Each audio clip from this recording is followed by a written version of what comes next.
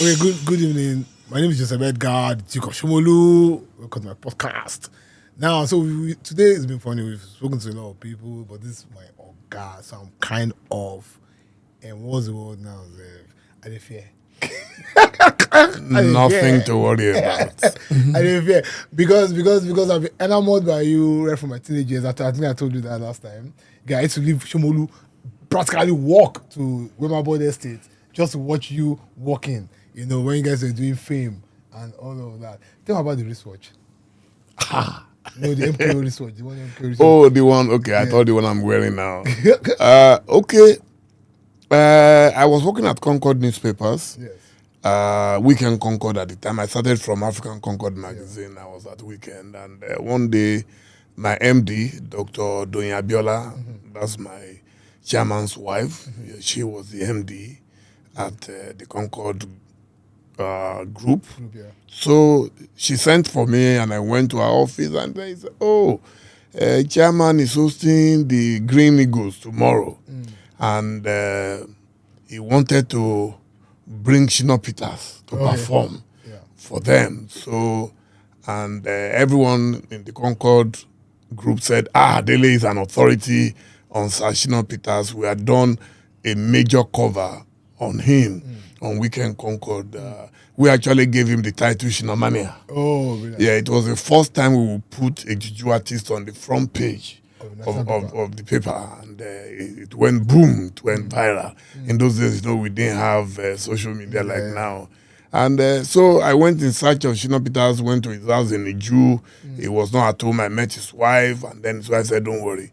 Anything MKO Abiola, nobody can say no to MKO because money could it's not easy now. So I now went back to give the message to my chairman. That was the first time I would sit one-on-one with him in his house. Yes, I had met him before, but one-on-one, I mean, it was like a miracle, sitting in front of the legendary MKO Abiola. And then, so it was a very chatty man, and we kept chatting. I think he must have noticed that this poor reporter had no wristwatch on him. And then he said, oh, excuse me, I'm coming. And then he went into his room and came back and brought this gold-plated wristwatch, which was made in Japan. I've never seen anything like it. And I became a big man instantly, And so Shino Peters came and he splashed so much money on Shino. And then, so that our relationship started growing from there.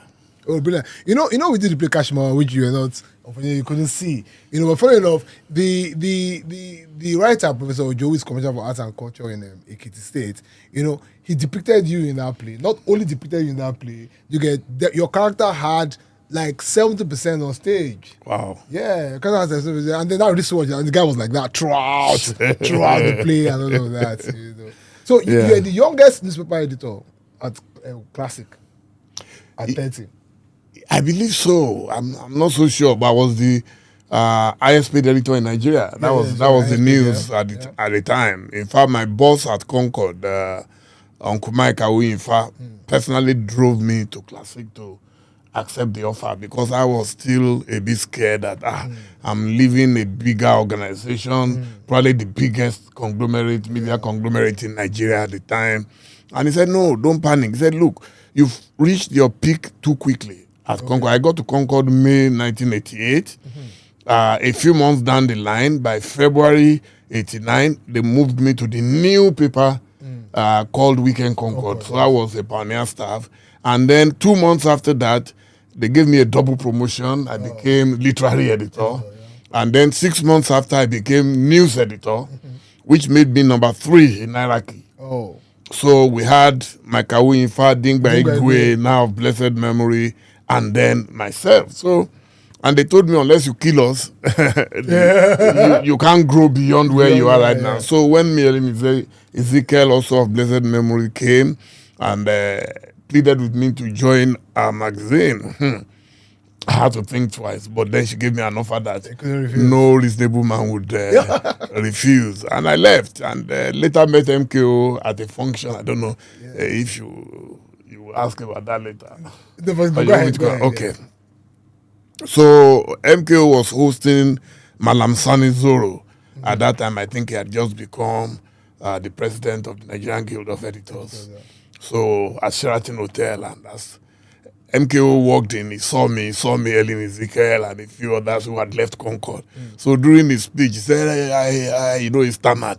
I can see some of my people ran away without telling me. I just saw Dele Momodu. And so when we finished the program, so I waited for him, and then he said, Dele One. He used to have a nickname for everybody. He said, Dele One. Oh, why did you leave without telling me? Is it about your salary? I said, no, not just about my salary. I thought I'd reached my peak, and I needed more challenges. And he said, okay, but then, so how come I haven't seen you in the house? I said, how will I enter Abiola's house? Then he said, so can you give me your card? I didn't have a card. So Otuba Bimbo Ashiru at that time was working at, I think, Chartered Bank. So he was there. And then Abiola just said, Bimbo, collected the card, then turned the back and wrote on it, Security House. Please allow Biara to see me anytime. Then he signed. He said, so I be and so the card it here, I laminate multiple visa in here. And that was how. So I mean, a fun guy. Oh, MKO, I don't think they manufacture people like that again in heaven. Oh, trust me, I don't think so. So if you were too close to him, closest to him. No, I wasn't the closest to him. There were people who were closer to him, but we just had this special bond. You see, a lot of people get close to rich men because they want their money. Yeah, true. But I got very close to him because I needed his wisdom. And that is what has lasted me till now. A lot of people who got money, who bought houses, who bought cars, I don't know where they are today. But I'm still championing. If you are looking for an ambassador of MKO, I think I'll fit that bill. Yeah, and it showed on that player. And maybe because of you, I'll bring it back. Because the Dele. So a lot of people called to say, was he that close to MKO? Or was he even at those places? But you see, for me, it just showed that special bond that you've talked about. No, I mean, if anybody is asking that, how closer can you get? When on the day of my wedding, December 19, 1992, I'd met MKO weeks before the wedding, and he said he would attend. Then exactly a week to the wedding, they gave him honorary doctorate degree at the University of Ife, now Bafemi Awolowo University. And I went there, to congratulate him. And as soon as he came down he came in a stretched limousine, As soon as he came down, he saw me, hugged me, then pulled my hair. Said, oh, wife, why haven't you come back to see me? I said, I've seen you, sir. And you said you will attend the reception. Then he pulled it again. That's not what I'm talking about. We need some cash, I said, like we're buying, this man must be a prophet. Then he says, see me tomorrow morning, I'll give you 50 grand. 50 grand at that time. Forget it, It's like you are a millionaire in dollars, And then we went inside Oduduwa Hall. Bashijo Ade came. Dr. Mike Adenuga was there at the event. Everybody was there. And then Dr. Adenuga came to me too and said, Bob D, our Bob D, that's what he calls me till now, our Bob D. And interestingly, my wife is from Ijebubu, just like Dr. Adenuga. So he used to say, abro me. And then he too gave me some money. He said I should go to his office at Okwawo, that some money would be. Do you know, my legs were shaking. Then MKO came again a second time to me, pulled my ears and said, wife, do you think that money will not be enough? I said, it's more than enough. I said, okay, don't worry, I'll make it 80 grand. I left the place immediately. I said, Oti Pari. It was a case of being at the right place at the right time. So, then on the day of the wedding, we waited for him. He didn't turn up. I said, okay. I knew he was traveling a lot. So we had to appoint another chairman, Chief Alex Akinyele, the former minister. And then in the evening we went. So Ijebu-Igbo was the main wedding, the white wedding.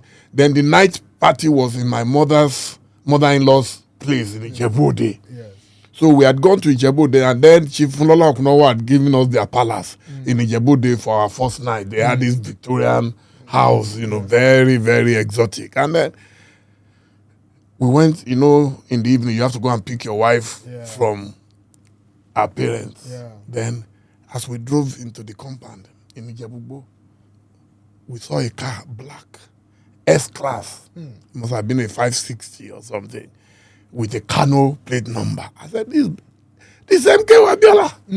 This Abiola. I went, hey, why? I was just screaming, hey, daddy is here, daddy. By the time we got in, he had already contacted the wife on my behalf. Oh. Yeah, they had done the ceremony and everything because he said he was rushing back to Lagos. He drove all the way from Lagos to Ijebu. So when we came in now, he now asked me, so where are we taking our wife? Muni Ijebu. You won't believe it. This man followed us to Ijebu again. Wow. A man who said, so when they say how close, I mean, he was my father. He played the role of my father. Yeah.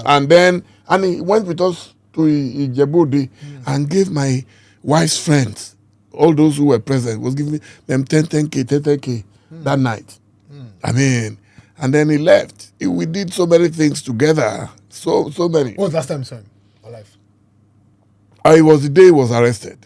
You were there? Oh, yes. No, I wasn't there when they arrested him, but he had gone into hiding for 13 days. Yeah. So only a few of us knew how he was moving, because it wasn't just in one place. But he ended up in Senator Wahab Dosumu's house in Surulere. So we had this commando operation to get him out of the place. And very early in the morning, a few of us, there is one of his essays called Eno, and then we went in there, had a world press conference. You're not scared? No, I was ready to die for him. Yeah, anybody who's ready to die for you, you are ready to die for him, and you won't believe what happened. So we went in, then went to Shita Playground, where he addressed the crowd, and from there, Prince Ademola Adeniji Adele gave him his open roof jeep, and then we drove from there all the way to Toyi Street, then to Moshood Abiola Crescent. When we got the drama, there was a babalawo. I heard one of the wives had supplied the babalawo that if they want to arrest him, maybe they will release honeybees or whatever, to sting the police. So I was on the left of the jeep and the babalawo was on the right. If they rain bullets, all of us would have died there. So when we got in front of water parks, so the first person to panic was the babalawo. So the babalawo whispered to Chief, say, Chief, we saw the police in front of us, like almost 600 of them. Yeah. Chief, how this police waiting for us? That's one thing I liked about the MKO Abiola. He was such a brave man. He looked at it, he could see the babalawo was already almost. So he said, don't worry. They can't do anything to me. I am their commander-in-chief. Wow. So we drove him. And then when we got in, then some naive people had told him that we can do what they did in Iran. So let us do passive resistance with people blocking everywhere, the crowd and everything. Of course, Nigeria people now, they came to eat amala. After eating all the amala and the wedu and everything, they started going one by one. So the police people were very patient. Just like James Aliche said, the vulture is a patient bird. They were so patient. Yes. They allowed everybody to go after eating amala. Then they moved in and blockaded it. So by the time I went upstairs, so Chief said, oh, Dele, you've been working for the past 48 hours, I understand, and you haven't showered, so why don't you go home and also see your wife? And my marriage was still very young at the time. So I went home and then came back. In those days, we didn't have mobile phone like now.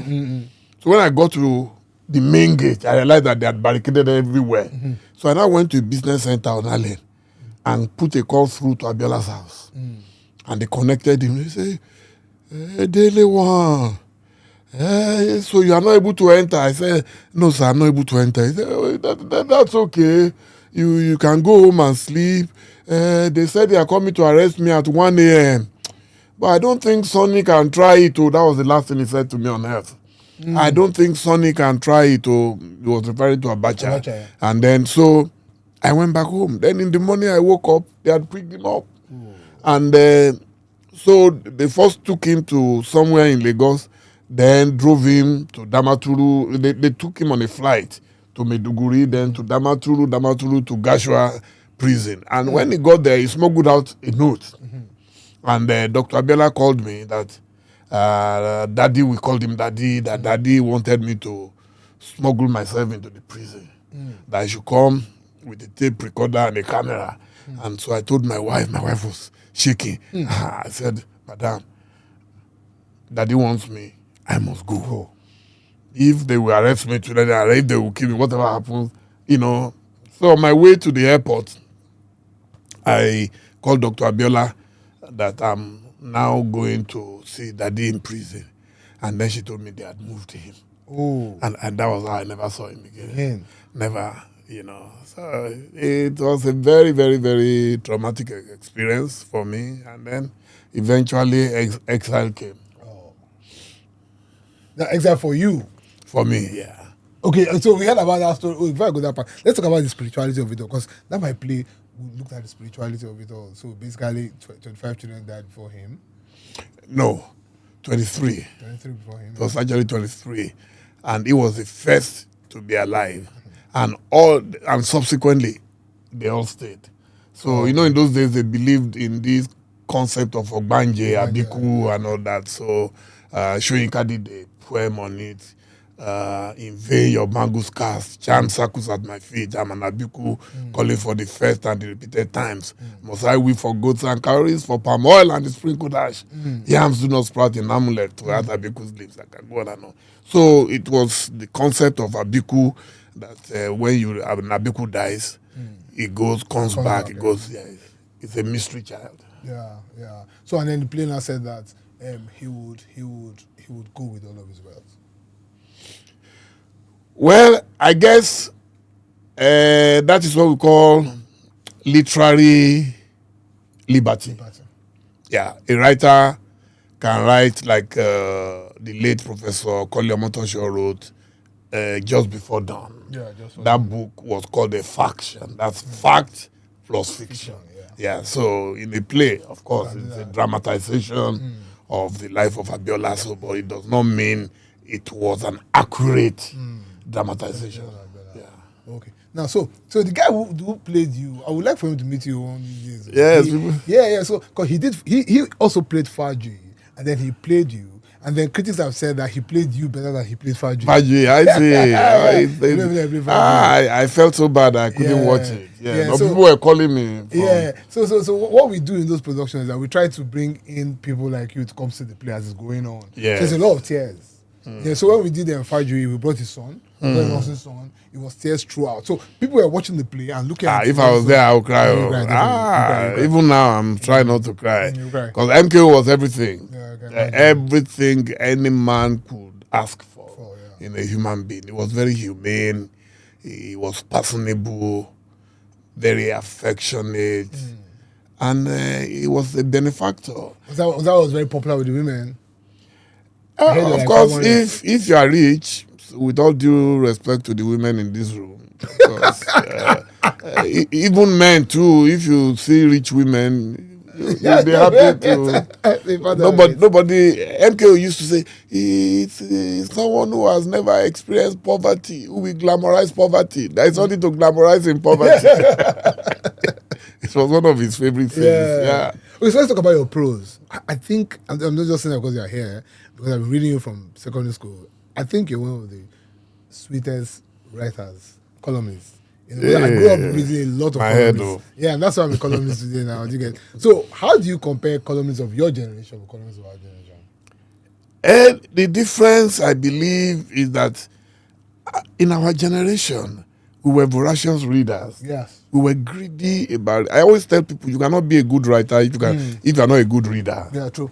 It's not possible. True. So, and then in my own case, I had the added advantage of having a first degree in Yoruba. Oh, how is that an advantage?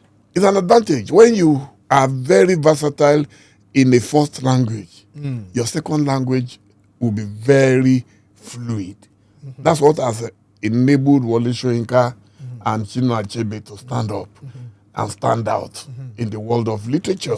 If you look at Wole Soyinka's Nobel Prize, it was stated that what was considered the highest form of writing was Death and the King's Horseman. And you know, Death and the King's Horseman was taken from the Yoruba folklore of Abobaku culture. You understand? So, and if you read it, you will see the sense in which he was practically translating or transliterating Yoruba into English in that play. So when I write, I think first in Yoruba. Oh. So I can give you an example in Fagunwa. Dio Fagunwa Sobujo Den Gorumale, which Soyinka translated into death. I know. The Hunter in the Forest of 1,000 Demons. Okay, so if you look at that, somewhere where the man, a character there said, Mobai Direle. When you want to translate it to English, it will mean I sat down, which is very flat. Yes. But if you want to look at it in a deeper fashion, I followed my buttocks to the ground. You know? Yeah. So it helps when you understand it. If you look at some of the greatest writers, and you know, languages speak, that is what we call loan words.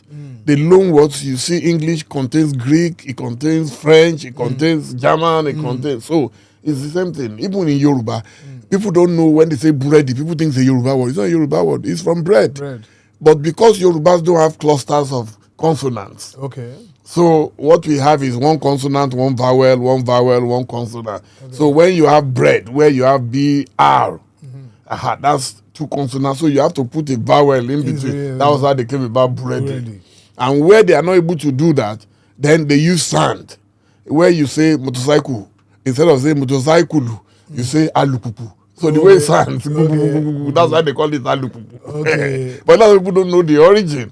So that is how dynamic language can be. So when you understand a language like Yoruba, which I call the language of the gods, because it is so esoteric, it's so deep. It is not just a language. It is philosophy. It is spiritual, and combines a lot of those things. So when you are a writer from that background, I mean, look at Chinua Achebe, the Igbo culture. It's also very deep. You know, I mean, I believe the most successful novel ever by an African is Things Fall Apart. That's my belief. It's been translated more than any other novel that I know of in Africa. Of course, he wrote other masterpieces like No Longer At Ease, Arrow of God, you know. So do you put my own writing in that level? Do you think? My own writing, is it at that level? Hey, you are not a novelist, so it's different.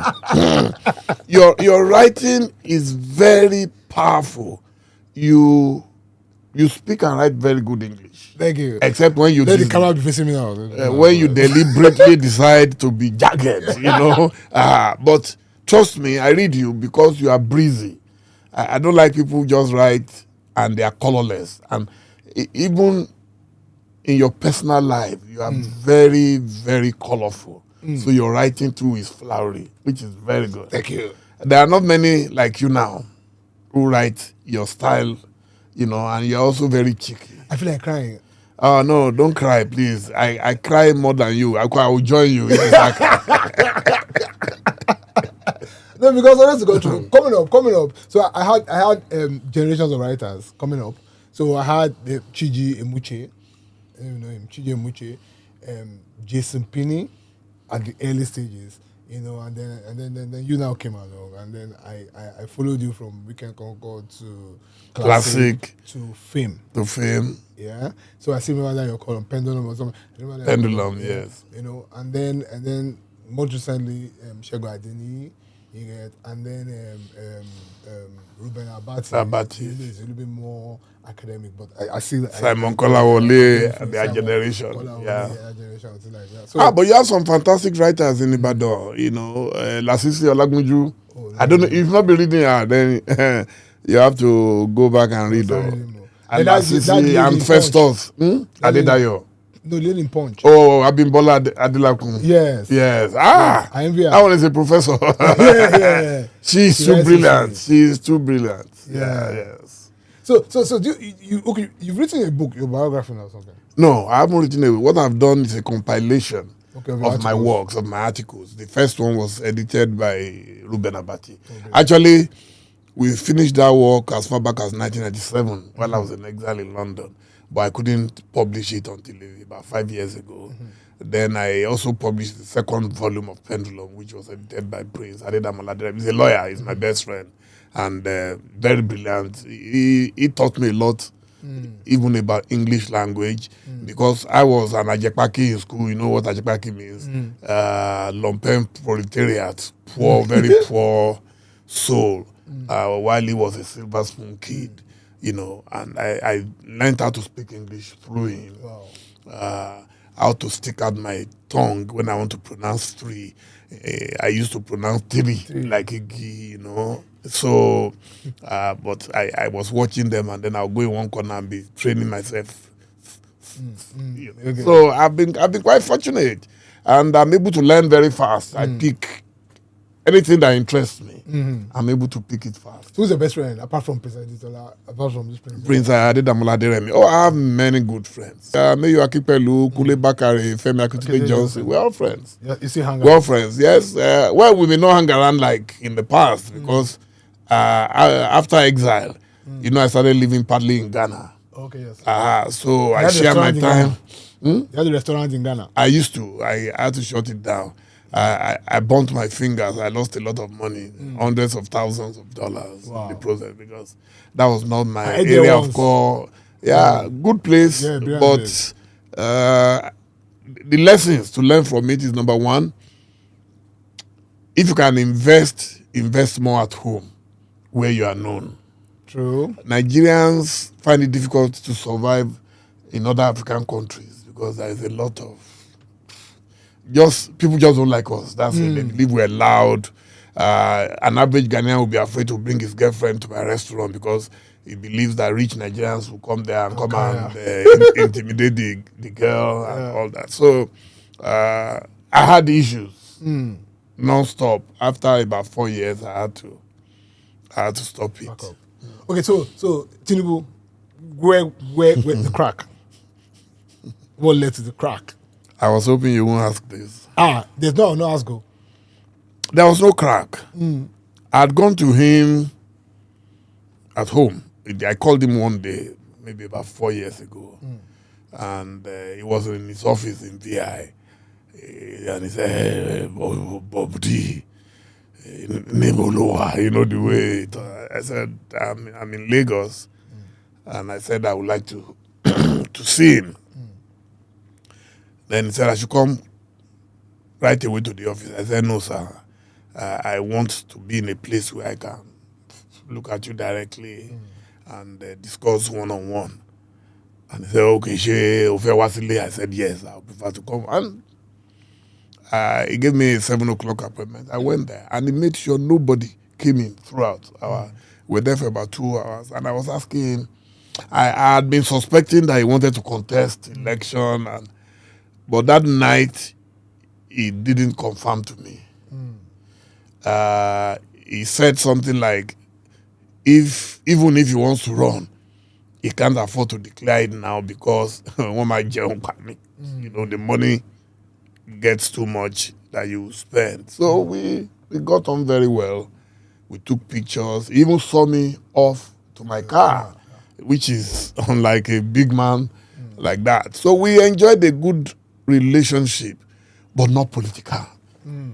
A lot of people don't know that just the same way he rebelled against Obasanjo, you could see that the person who gave Obasanjo the biggest headache was Tinubu.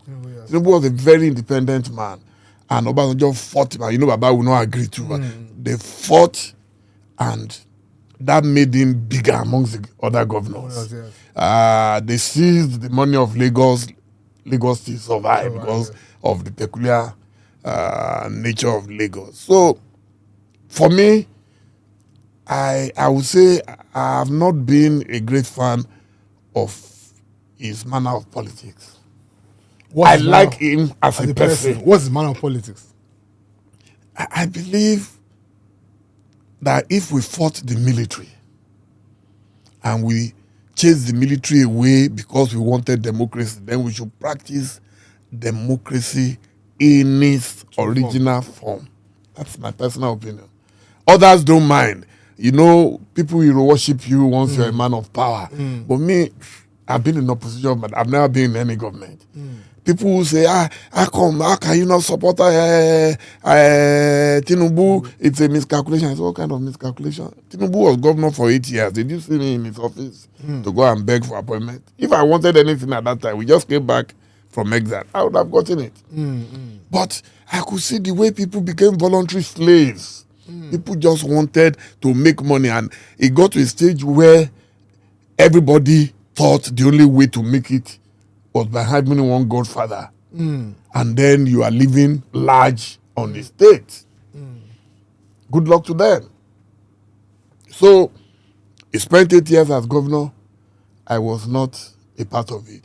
And whenever he quarreled with some of his so-called godchildren, I was always the one to stand up to tell him the truth that this thing is wrong. I remember he almost removed Fashola when Fashola wanted to go for second term. And I wrote an article. You can go on Google. You'll see it in this day. And I said, between Fashola and Tinubu, their marriage was made in heaven. And that if they seek a divorce, both of them will perish. Wow.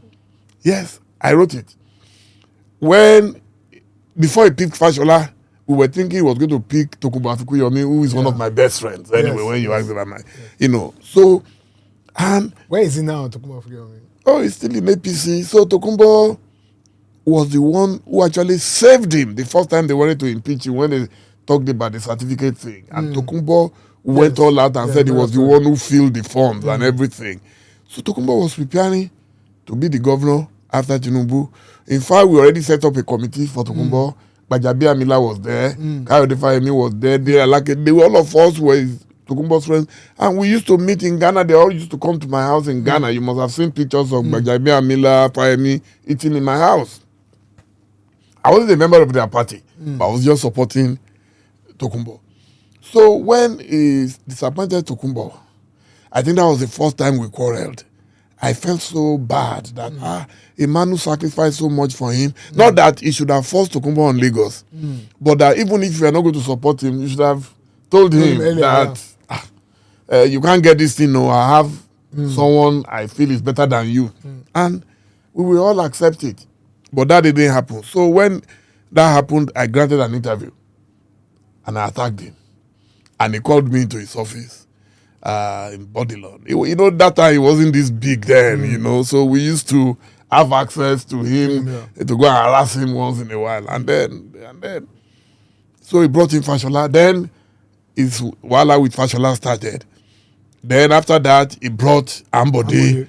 And then again, people misconstrue a lot of things.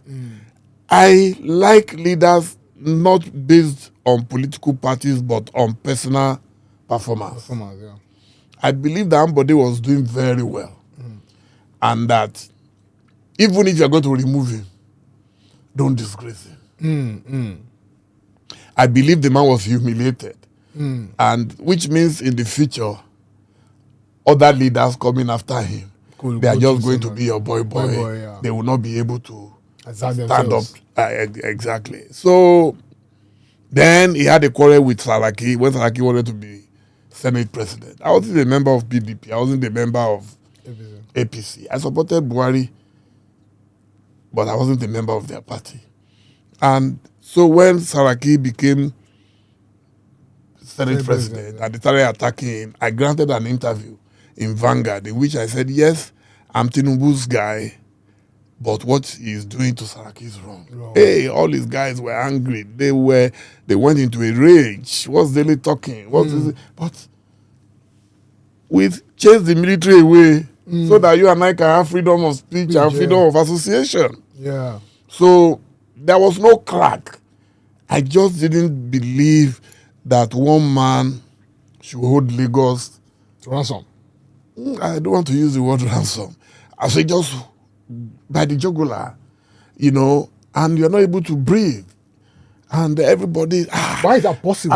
And, because an average politician has become lazy. They are thinking only about food, not about performance, not about competence, not about pedigree, not even about what you know. It's about who you know. Who you know. You know, so that for me, it's okay. I'm not a part of it, but it's strange that people will abuse you that because you didn't support your friend, oh, he helped you one day. I was this one now who said he gave me £500 one day. And I've done things for him that I've not disclosed. And the ones you can see are the covers of Ovation. Everybody knows the thousands and thousands of dollars that cover is worth. And every birthday, I will give it to him, give it to his wife, give it to all of them, free of charge. Because I appreciate what they did in my life. But that does now mean that wherever they go politically, I must follow them. Follow them, yeah. Brilliant. So have you had a session with him since he became president? No.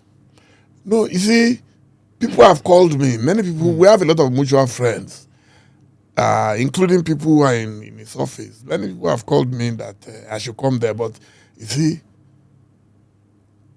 my prayer and that of my family is for my name not to be added to the names of those who woke up in the morning in PDP and went to sleep in the night in APC. So that's what I'm avoiding. I don't have any. The day we meet at a public place, you see, we will hug as usual. I know he likes me naturally, and I like him personally, but not. So why Atiku? Why Atiku? Atiku was the candidate of my party. When we were I contested the primary. Of course, I didn't win, and they asked us, if you don't get a ticket, are you going to abandon the party? And I said, no, I keep my word. I'm not wicked. I would say something in the morning, say another one in the afternoon, say another one in the... I'm not that kind of person. No. What's the take on Peter Obi? Oh, Peter Obi is a great guy. I like him. He's my friend. We've been friends. I think that we have a mutual admiration for each other. You must have seen him at my birthday almost a year ago. London, May 16 last year at my house in London. Yeah, sorry. He promised to come and he came. No human being is perfect. He's not perfect. I'm not perfect. But I like him. And I believe that if we can all just swallow our personal, individual egos, we will go far. So what are his chances? I don't know. I don't know. If he continues in labor, I'm not sure he will go far. I said it at the beginning. People lambasted me for it. That started my political journey in labor. Wow. And I knew at that time, labor was... So was MKO Abiola's influence any part of why you went into politics? No, please. I went into politics because I was tired of lamenting like the biblical Jeremiah. We all grumble, we all complain and do nothing about it. And I felt if I'm good, I think the influence was more from Obama. Oh. Yeah, I looked at a young man like Barack Obama, a man who, to all intents and purposes, is a Kenyan. It's not really, you can't call him a full-blooded American. And yet, he struggled and became #1 in America. So I felt, yes, so why can't I do it in Nigeria? And I thought the youth of Nigeria were angry enough. Oh, okay. To propel that. To look at one of them, look at my pedigree, look at my intellect. I've been a scholar all my life. I'm still a scholar. I'm just completing a library resort in Ibadan. Very soon, I've told you I would invite you there. Yeah, so it will be a place where on the weekend we can bring some of our literary friends, you know, talk poetry, literature. Yeah, look for that. You know, so for me, that's just the way I see life. So you travel a lot. Oh, yeah. A lot. That I picked from MKO. Any plane crash scare? No? None whatsoever. Yes, I've had near crashes. Like which one? Tell me. There was a day. The first one was I was going to Ghana on Ghana Airways then, and we were on a DC-9, which is not a very big plane.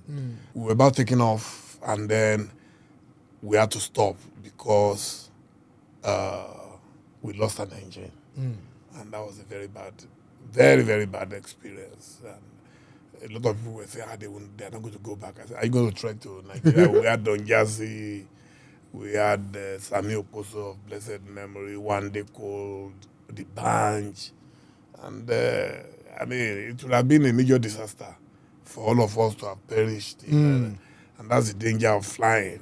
But it's a risk you must take. Because you can't trek thousands of kilometers. True.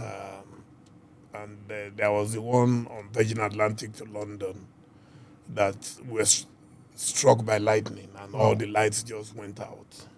Yeah, it was a very rough experience.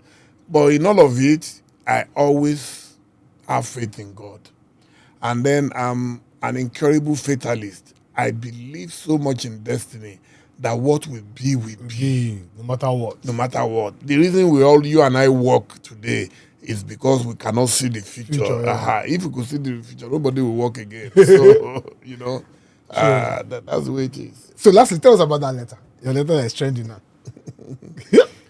Well, you never know which of your writings will trend. True. But I try to apply logic to whatever I do. I studied a bit of logic at the University of Ife in those days.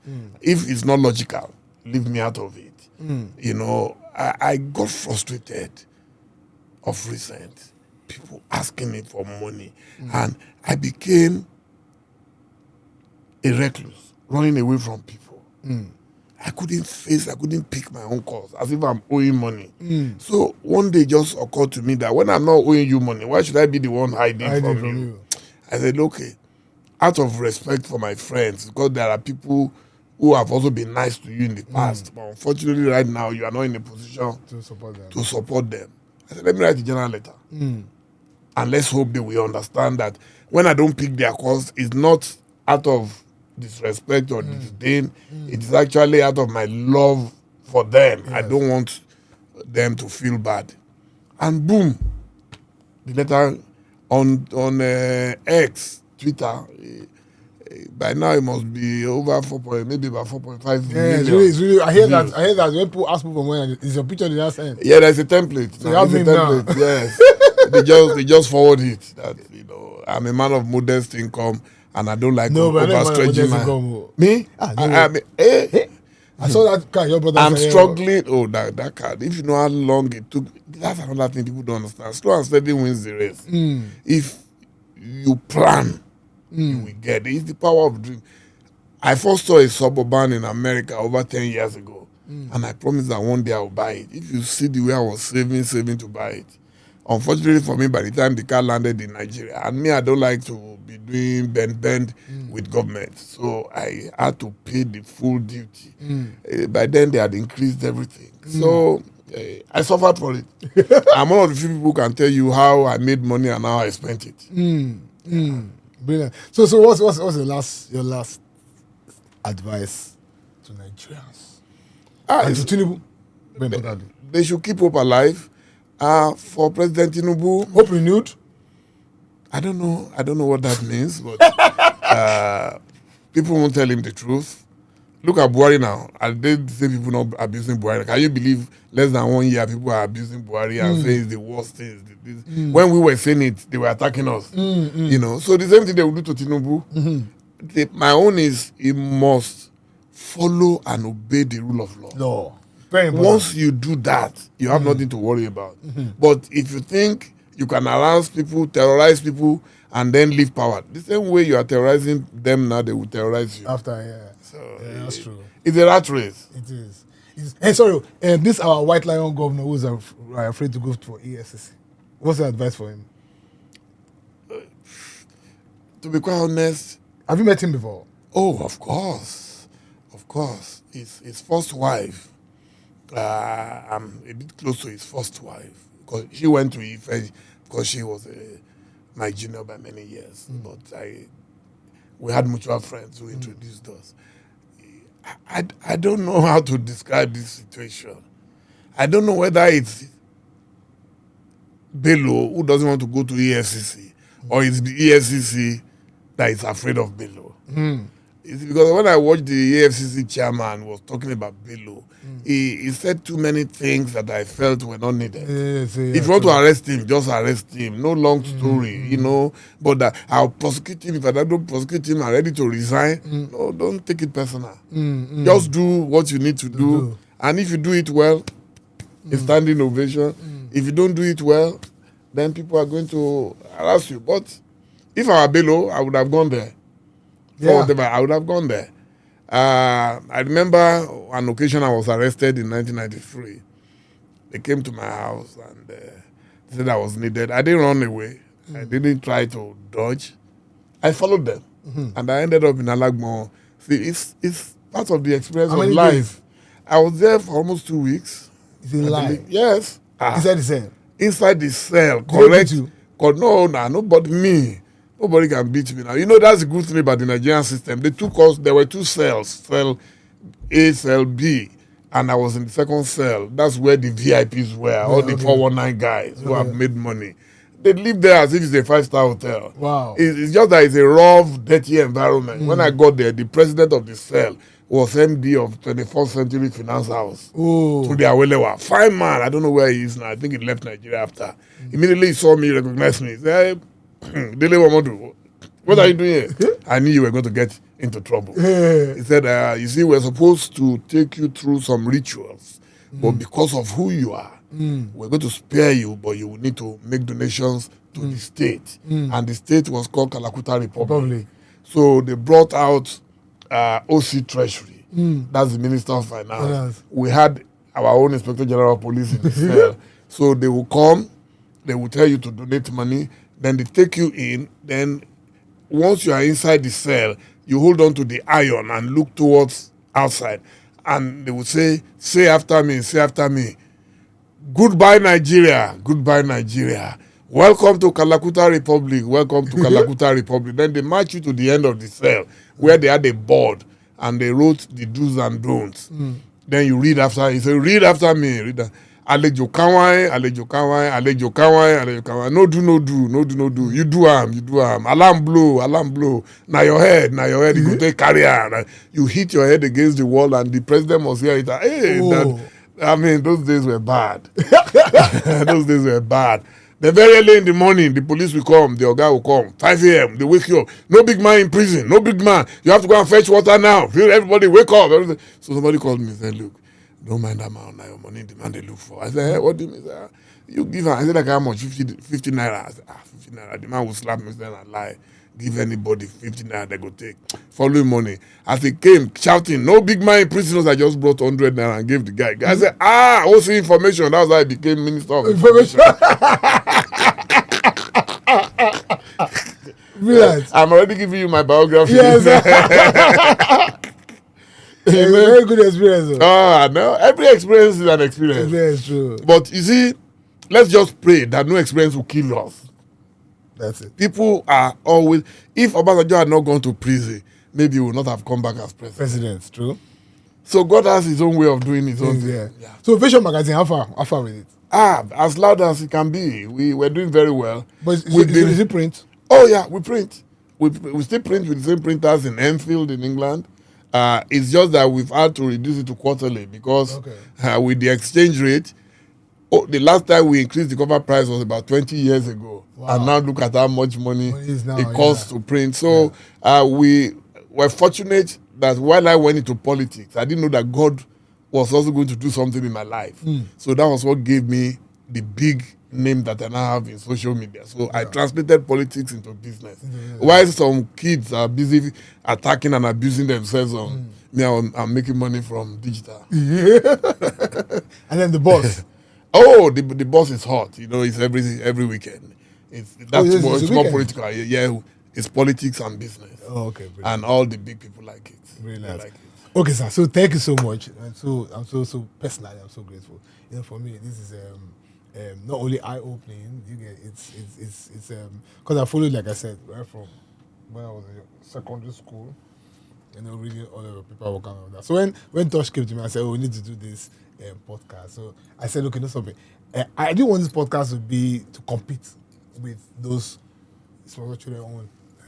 So I just felt that it should be something that will invite people who are culturally effective.